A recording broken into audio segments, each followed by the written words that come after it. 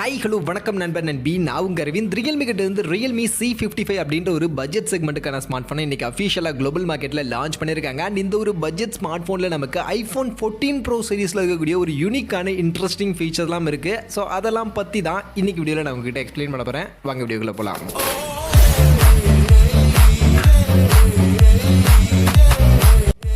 So ரியல்மியுடைய C series அப்படின்னு சொன்னாலே நம்ம எல்லாருக்கும் தெரியும். இது எப்போவுமே ஒரு பட்ஜெட் செக்மெண்ட்டுக்கான ஸ்மார்ட் ஃபோனாக வரக்கூடிய ஒரு சீரிஸ். அந்த மாதிரி தான் இந்த Realme C55 அப்படின்னு சொல்லக்கூடிய இந்த ஸ்மார்ட் ஃபோனும் நமக்கு ஒரு பட்ஜெட் செக்மெண்ட்டுக்கான ஸ்மார்ட் ஃபோனை தான் கொண்டு வந்திருக்காங்க. அண்ட் இப்போதைக்கு குளோபல் மார்க்கெட்டில் இந்தோனேஷியா, யூரோப் மாதிரியான கண்ட்ரிகளில் தான் லான்ச் ஆயிருக்கு. இந்தியன் மார்க்கெட்டில் கூடிய சீக்கிரம் இந்த மார்ச் மாதமே இந்த ஸ்மார்ட் ஃபோனுடைய லான்ச் இருக்கும் அப்படின்ற மாதிரி எல்லாம் சொல்லப்படுது. ஸோ அப்படி வரப்போகிற இந்த ஸ்மார்ட் ஃபோனை பற்றி இப்போ குளோபலில் வந்திருக்கக்கூடிய அந்த ஃபீச்சர்ஸை பற்றிலாம் உங்ககிட்ட இந்த வீடியோவில் ஷேர் பண்ணிக்கிறேன். அதில் ஃபர்ஸ்ட் இந்த Realme C55க்கான லுக் அண்ட் டிசைன் அப்படின்னு பார்க்கும்போது ஸோ ஆக்சுவலி இதுதான் இந்த மொபைலுக்கான லுக். அண்ட் இந்த செக்மெண்ட்டுக்கு உண்மையிலே லுக் எனக்கு கொஞ்சம் இம்ப்ரெசிவாக தான் இருக்குது. நல்லா பண்ணியிருக்காங்க அப்படின்ற மாதிரி தான் இருக்குது. மொத்தம் 2 கலர் ஆப்ஷனில் இப்போதைக்கு குளோபல் மார்க்கெட்டில் லான்ச் பண்ணியிருக்காங்க. அது மட்டும் இல்லாமல் 189 கிராம்ஸ்க்கான வெயிட், 7.89 mm திக்னஸ் அப்படின்ற மாதிரி நல்ல ஸ்லிம்மான லைட் வெயிட்டான ஒரு பட்ஜெட் செக்மெண்ட்டுக்கான ஸ்மார்ட் ஃபோனாக இந்த ஸ்மார்ட் ஃபோன் எடுத்துகிட்டு வந்திருக்காங்க. ஸோ அந்த வகையில் லுக் அண்ட் டிசைன் கம்ப்ளீட்லி நல்லதாக இருக்குது. பட் பில்டு குவாலிட்டிலாம் பிளாஸ்டிக் தான். அடுத்து மொபைலுக்கான ஸ்பெக்ஸ் அப்படின்னு பார்த்தோம்னா இங்கே ஃபர்ஸ்ட் டிஸ்பிளேன்னு பார்க்கும்போது 6.72 இன்ச்சஸ்க்கான சைஸில் ஃபுல் HD பிளஸ் ரெசல்யூஷனுக்கான ஒரு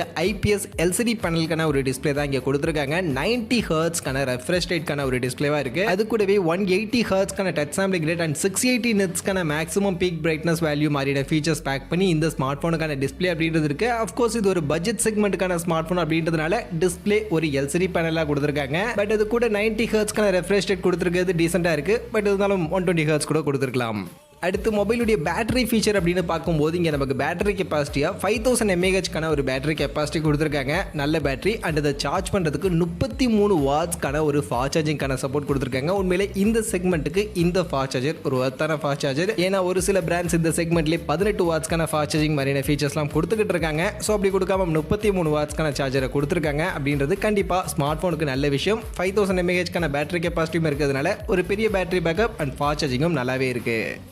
அப்படியே பெர்ஃபார்மன்ஸுக்கு போனோம்னா இங்கே இவங்க MediaTek கூடிய Helio G88 அப்படின்னு சொல்லக்கூடிய இந்த ஒரு ப்ராசர் தான் ஆக்சுவலி யூஸ் பண்ணியிருக்காங்க. ஸோ Helio G88 பொறுத்த வரைக்கும் இது ஓரளவுக்கு ஒரு நல்ல பெர்ஃபார்மன்ஸ் கொடுக்கக்கூடிய ஒரு ப்ராசர். அதுவும் பட்ஜெட் செக்மெண்ட்டில் கொடுக்கக்கூடிய ஒரு ப்ராசர். அண்ட் அதுவும் இதில் நம்மளால் ஓரளவுக்கு நல்ல கேமிங்கும் கூட ப்ளே பண்ணிக்க முடியும். ஹை கிராஃபிக்ஸ் இருக்கக்கூடிய ஹெவி கேம்ஸ் நம்மளால் ஸ்மூத்தாக ப்ளே பண்ண முடியாது. பட் இருந்தாலும் ஓரளவுக்கு மீடியமாக லெவலில் இருக்கக்கூடிய ஒரு நார்மல் கிராஃபிக்ஸ் இருக்கக்கூடிய கேம்ஸ் எல்லாம் உங்களால் நல்லாவே ஸ்மூத்தாக இதில் ப்ளே பண்ணிக்க முடியும். ஸோ அந்தளவுக்கு ஒரு கெப்பாசிட்டி இருக்கக்கூடிய ஒரு ப்ராசர் தான். அதனால் இந்த ப்ராசஸரை இந்த ஸ்மார்ட் ஃபோனில் இந்த செக்மெண்ட்ல அவங்க கொடுத்துருக்கிறது கண்டிப்பா இந்த ஸ்மார்ட் போனுக்கு நல்ல விஷயமா பாசிட்டிவாவே இருக்கு. அடுத்து அப்படியே கேமரா சைடுக்கு போனோம்னா இந்த ஸ்மார்ட் போன்ல பின்பக்கம் டுவல் கேமராவுக்கான செட்டப் 2 கேமரா தான் இருக்கு. பிரைமரி 64 மெகா பிக்சலுக்கான ஒரு பிரைமரி கேமரா கொடுத்துருக்காங்க. அண்ட் இது கூட சப்போர்ட்டிவ்க்கு 2 மெகா பிக்சலுக்கான சப்போர்ட்டிவ் கேமரா அப்படின்ற மாதிரினா 2 கேமரா பின்பக்கம் இருக்கு. அப்படியே முன்பக்கம் வந்தோம்னா இங்கே 8 மெகா பிக்சலுக்கான ஒரு செல்ஃபி கேமரா கொடுத்துருக்காங்க. அண்ட் இந்த செல்ஃபி கேமரா இந்த ஸ்மார்ட் போனுக்கு ரொம்ப இம்ப்ரெசிவா இல்ல. 8 மெகா பிக்சலுக்கான ஒரு நார்மல் செல்ஃபி கேமரா தான் அப்படின்னாலும் இந்த செல்ஃபி கேமரா கிட்ட இருக்கக்கூடிய ஒரு ஃபீச்சர் தான் இந்த ஸ்மார்ட் போன்ல ரொம்பவே யூனிக்கான ஒரு இன்ட்ரெஸ்டிங்கான ஃபீச்சரை எடுத்து வந்திருக்காங்க. அந்த ஆப்பிள் iPhone 14 Proல இருக்கக்கூடிய ஒரு ஃபீச்சர் இதுல இருக்குன்னு சொன்னேன். அந்த ஃபீச்சர் ஆக்சுவலி இங்கே தான் இருக்கு. ஸோ என்ன ஃபீச்சர்னு பார்த்தீங்கன்னா நமக்கு ஆப்பிள் iPhone 14 Proல டைனமிக் ஐலாண்ட் அப்படின்ற ஒரு ஃபீச்சர் அந்த கேமரா மாடுல சுற்றி அந்த சார்ஜிங் இண்டிகேஷன் மாதிரியான விஷயங்கள்லாம் கொடுக்குற மாதிரியான ஒரு நோட்டிஃபிகேஷன் ஏரியா கொடுத்துருந்தாங்களே. ஸோ அந்த ஃபீச்சர் தான் இங்கே இந்த ஸ்மார்ட் போன்ல அதுவும் பட்ஜெட் செக்மெண்ட்ல எடுத்து வந்திருக்காங்க.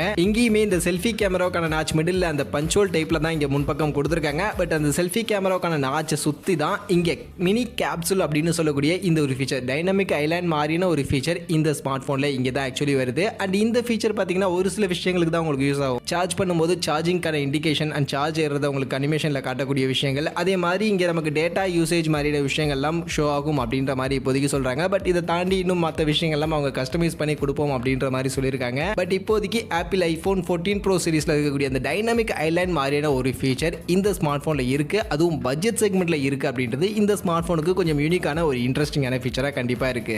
இது போக மற்றபடி இந்த ஸ்மார்ட் போன்ல இருக்கக்கூடிய ஃபீச்சர்னு பார்க்கும்போது இங்க ஃபிங்கர் பிரிண்ட்ஸ்க்கான side mounted fingerprint scanner தான் கொடுத்துருக்காங்க. டெடிகேட்டட் SD கார்டுக்கான ஸ்லாட் 3.5 mm ஜாக் மாதிரியான ஃபீச்சர்ஸ்லாம் இருக்கு. அண்ட் அதே மாதிரி அப்டேட்டட் Android 13 ஓட இந்த ஸ்மார்ட் போன் எடுத்துட்டு வந்திருக்காங்க. ஸோ பட்ஜெட் செக்மெண்ட்ல Android 13 ஓட வந்திருக்கிறது ஒரு நல்ல விஷயமா இருக்கு. அதே மாதிரி மொபைலுக்கான பிரைசிங்னு பார்க்கும்போதுமே இங்க base variant 6GB RAM 128GB variant தான் பேஸ் வேரியண்டாவே எடுத்துட்டு வந்திருக்காங்க. அண்ட் இந்த வேரியன்ட்டுக்கு இப்போதைக்கு இந்தோனேஷியால இவங்க செட் பண்ணிருக்கக்கூடிய பிரைசிங் அப்படியே இந்திய இந்தியன் மணிக்கு நம்ம கன்வெர்ட் பண்ணோம்னா கிட்டத்தட்ட 13,300 மாதிரியான பிரைசிங்க்கு இந்தோனேஷியாவில் இந்த ஸ்மார்ட் ஃபோன் இந்த பேஸ் வேரியன்ட் 6+128GB வேரியண்ட்டை கொண்டு வந்திருக்காங்க. இது போக 8+256GB வேரியன்ட் இருக்கு. அந்த வேரியண்ட்டுக்கு 16,000 மாதிரியான பிரைசிங் செட் பண்ணி இந்தோனேஷியாவில் இப்போதைக்கு இந்த ஸ்மார்ட் ஃபோன் லான்ச் பண்ணியிருக்காங்க. அண்ட் நெக்ஸ்ட் இந்தியன் மார்க்கெட்டுக்கு ரொம்பவே கூடிய சீக்கிரம் இந்த மார்ச் மாதமே இந்த ஸ்மார்ட் ஃபோன் வரும் அப்படின்ற மாதிரி சொல்லப்படுது. அப்படி இந்தியன் மார்க்கெட்டுக்கு வரும்போது இந்தியாவிலுமே இப்போ இந்தோனேஷியாவில் செட் பண்ணியிருக்க மாதிரி இந்த அரௌண்ட் 10,000 13,000 மாதிரியான செக்மெண்ட்ல தான் வரும் அப்படின்ற மாதிரி தான் சொல்லப்படுது. அதுவும் இன்னும் கம்மியான செக்மெண்ட்டுக்கு அரௌண்ட் 10,000 மாதிரியான செக்மெண்ட்டுக்குலாம் இந்த ஸ்மார்ட் ஃபோனை எடுத்துட்டு வந்துட்டாங்க அப்படின்னா கண்டிப்பாக அந்த செக்மெண்ட்டுக்கு செம ஒர்த்தான ஸ்மார்ட் ஃபோனாக இருக்கும். பட் எக்ஸாக்டாக இந்தியன் மார்க்கெட்டில் இவங்க என்ன மாதிரியான பிரைஸ் செக்மெண்ட்டுக்கு எப்போ எடுத்துட்டு வர போறாங்க அப்படின்றத பற்றின இன்ஃபர்மேஷன்ஸ்லாம் இப்போதைக்கு கிளியராக இல்லை. பட் கூடிய சீக்கிரம் அதற்கான அப்டேட்டும் வரதுக்கான வாய்ப்புகள் இருக்கு.